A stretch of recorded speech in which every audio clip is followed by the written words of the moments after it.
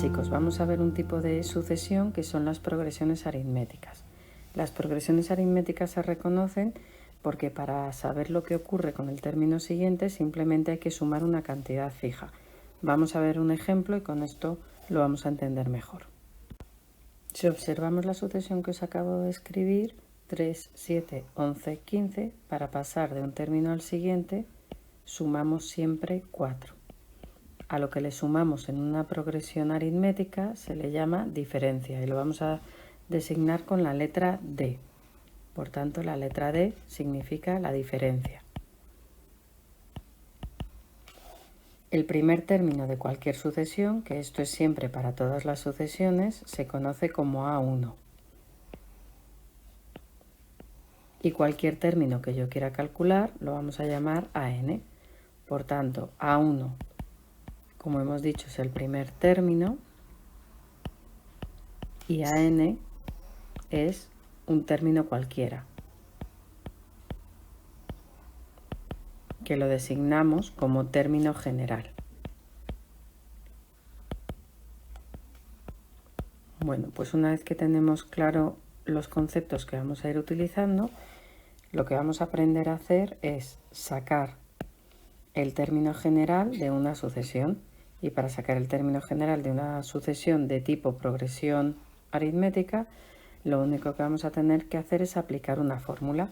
Vamos a ver 3 casos diferentes y vamos a empezar por el primero de los casos. En el primero de los casos vamos a conocer el primer término y la diferencia. Si conocemos el primer término y la diferencia, simplemente tengo que usar la fórmula. La fórmula la hemos escrito aquí arriba y os voy a explicar qué significa. AN, como hemos dicho, es cualquier término, A1 es el primer término y de la diferencia. Y recordar que N indica el lugar. Entonces, si quiero hacer a 10, pues N es 10, sustituyo las Ns por 10, pero eso es una cosa que haremos más adelante. Vamos a resolver el primer ejemplo conociendo A1 y la diferencia. Si nos fijamos en el ejemplo que hemos puesto, la serie es 3, 7, 11, 15, el primer término hemos dicho que es 3 y la diferencia, que es la cantidad que sumo para pasar de un término al siguiente, es 4 positivo más 4. Una vez que tenemos el primer término y la diferencia, sustituimos en la fórmula. A n lo dejamos como está, donde pone A1 ponemos 3, más n-1 lo dejamos como está, y la diferencia la sustituimos por el valor que nos ha salido, que es 4. Muy importante ahora cómo operamos. Como 4 está multiplicando al paréntesis, 4 va a multiplicar tanto a la n como el 1. Entonces seguimos operando y tendremos a n es 3 más 4n menos 4. Una vez que hemos hecho eso, podemos juntar los números. Es como si fueran ecuaciones. 3 menos 4 me queda menos 1 más 4n. Y este sería el término general de la sucesión. Con esto tenemos explicado ya el primer caso. Vamos a ver el segundo tipo de ejercicio, que es que conozco la diferencia y un término cualquiera que no sea el primero, distinto del primero. Entonces lo que vamos a hacer, los pasos que tenemos que seguir es, primero necesitamos averiguar el primer término. Entonces lo primero que vamos a hacer es averiguar A1. ¿Cómo vamos a averiguar A1? Usando la fórmula, y ahora donde pone AN vamos a poner el término que nos dan. El término que nos dan en este caso es A7, por tanto sustituiremos AN por A7 y la N por el lugar que ocupa. Como es el término A7, ocupa el lugar 7. Sustituimos la N por 7. Y luego la diferencia, como es un dato que también conocemos, lo sustituimos en la fórmula. Bien, vamos a escribir primero la fórmula sin sustituir para ir aprendiéndonosla y luego sustituyendo los datos que ya tenemos. Fórmula sin sustituir, AN es igual a A1 más n-1 por D. Empezamos a sustituir los datos que tenemos. A7 igual a 1 más 7 menos 1 por la diferencia que es 2. A7 vale 5 Por tanto, sustituimos el valor de A7 por 5, igual a 1 más 7 menos 1, que es 6, 6 por 2. 5 va a ser a 1 más 6 por 2, que es 12, y si despejamos a 1, el 12 lo vamos a pasar al otro lado restando. Por tanto, va a ser 5 menos 12, y de aquí averiguamos que A1 vale menos 7. Ya tenemos el valor de A1. Una vez que tenemos el valor de A1, estamos en el ejercicio anterior, en el caso 1. Sabemos que A1 vale menos 7 y que la diferencia vale 2. Por tanto, sustituimos directamente en la fórmula. AN es igual a A1 más n menos 1 por D.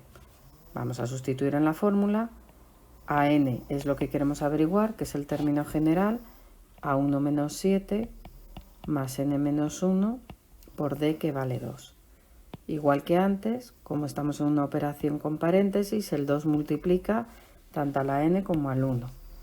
Y a n va a ser igual a menos 7 más 2n menos 2. Juntamos el menos 7 y el menos 2 y tenemos que a n es igual a menos 9 más 2n. Y ya hemos sacado el término general.